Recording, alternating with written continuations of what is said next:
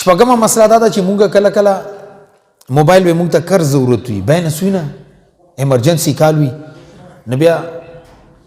455 یا څه داسې خپل کوډ وډي دی چې هغه ډایل کې نه تا ته قرض راشي 15 روپۍ کمپني والا تا ته قرض درکړي بیا چې کله کمپني والا تا ته قرض درکړي ته چې دوباره لوډ وکړي نه تا ته چې 15 روپۍ درکړي تا نه 20 روپۍ کټ کړي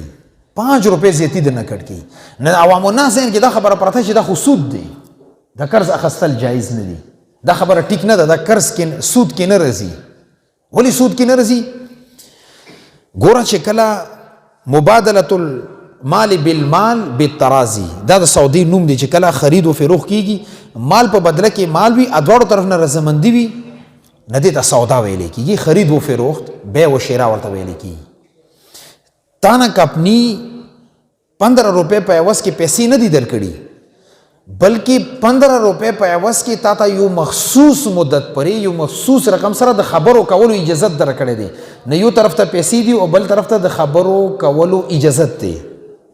لہذا پیسو په بدله کې پیسې نه نغلي کنه ځکه د سود نه دی ها که یو سړی ته 15 روپۍ ورکړي ورته چې ماته به 20 رکې د سود دی یو طرف ته پیسې دي بل طرف ته پیسې دي بیا حرام دي بیا ناجایز دي دویم دا کته د کمپنی ولنه دا تاسو کې چې تا مانه د 20 روپۍ ولې کټ کې غادر ته دا نه وی چې ماته ته 15 روپۍ قرض درکړو په غي بدل کې مکټ کې تا ته بداوي چې ګر بیٹه ما درته فیسیلیټي او سہولت درکړې دي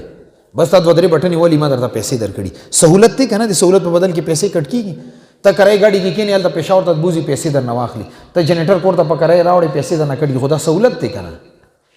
نه دا د سہولت په عوض کې تا نه زیاتی پیسې کټ کی د قرض په بدل کې نه کټ کی دیو جن دا سود نه دی اسه خلکو ته ټینشن کې ما چوي خلک مسله نه علماء نه تاسو کا